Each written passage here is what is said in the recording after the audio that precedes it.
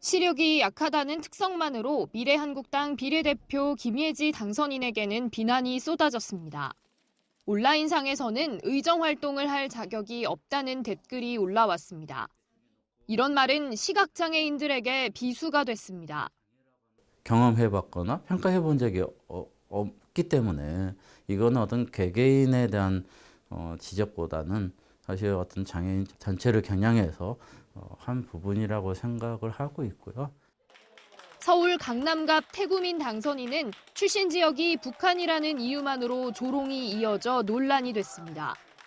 탈북민 사이에선 색안경을 끼고 바라보는 시선은 새롭지 않다는 자조 섞인 목소리도 나옵니다. 온라인상에서는 이렇게 장애인과 이주민 등을 향한 혐오와 차별이 여전합니다. 당사자들에게는 극심한 스트레스로 작용할 수 있습니다. 장애인과 이주민 등은 혐오 표현을 자주 접하는 것만으로도 절반 이상이 스트레스와 우울증 등의 정신적인 어려움을 겪는다고 답합니다. 혐오 표현이 약자의 일상생활을 어렵게 만든다는 겁니다. 혐오와 차별에서 자유로운 사람은 많지 않습니다. 아프리카에서 수개월간 생활한 A씨는 코로나19 바이러스가 퍼지자 난생 처음 아시아인 혐오에 시달렸습니다.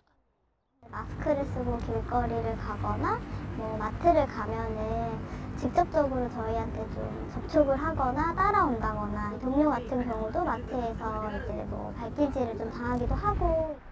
전문가들은 혐오 표현이 불거질 때 스스로 혹은 조직적으로 사회에 영향을 미치지 않도록 통제하는 게 중요하다고 지적합니다.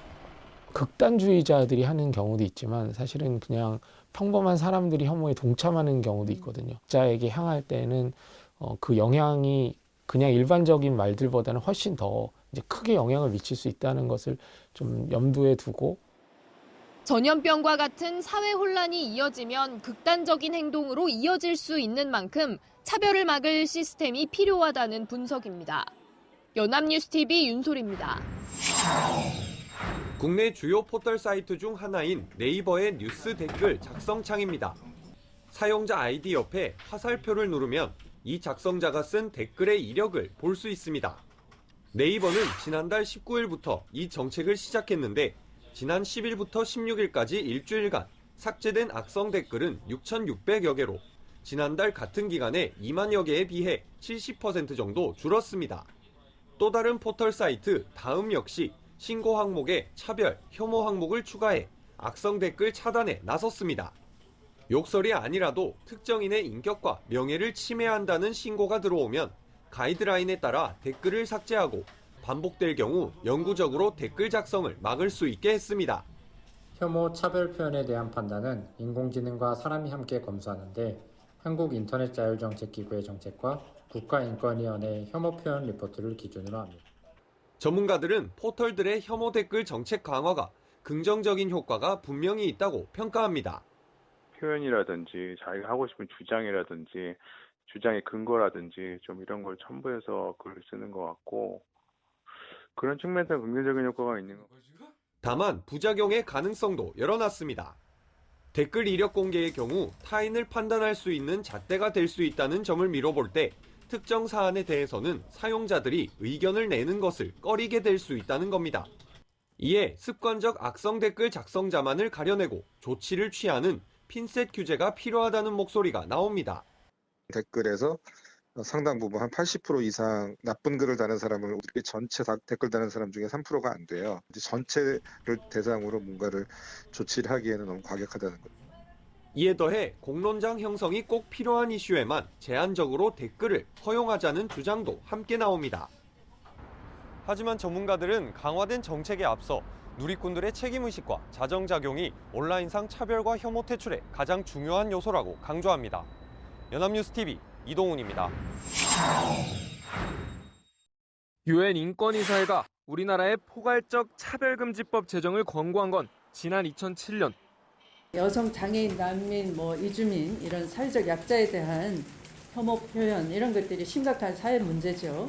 그래서 차별금지법 제정 필요성을 많이 절감하고 있는 상황입니다. 그런데 차별금지법은 10년이 넘도록 정치권의 문턱을 넘지 못했습니다. 동성애를 조장하고 옹호하는 법이라는 프레임에 갇혀 소모적인 논쟁을 거듭해왔기 때문입니다. 이게 동성애 사실상 허용법이거든요. 민주당에서 제출한 차별 금지법인가 그게 하나 있는 게 분명히 동성애는 그 이제 반대하는 것이죠. 네, 저는 좋아하지 않습니다. 13년 전 처음 발의된 차별금지법은 18대와 19대 땐 두세 차례 발의됐으나 20대 국회에선 아예 발의조차 되지 않았습니다. 차별금지법 제정연대가 21대 총선을 앞두고 실시한 조사에서 차별금지법 제정에 찬성 의견을 내놓은 정당은 정의당뿐이었습니다. 미래통합당과 국민의당은 답변을 하지 않았고 민주당은 사회적 논의가 선행돼야 한다는 전제 조건을 달았습니다. 그러면서 성차별 성희롱 금지법 등 개별 영역에서 차별과 혐오 대책을 추진해 나갈 거라고 밝혔습니다. 그러나 개별 법안만으론 우리 사회에서 다양한 양상으로 나타나는 차별과 혐오에 대응하기 역부족이라는 지적이 나옵니다.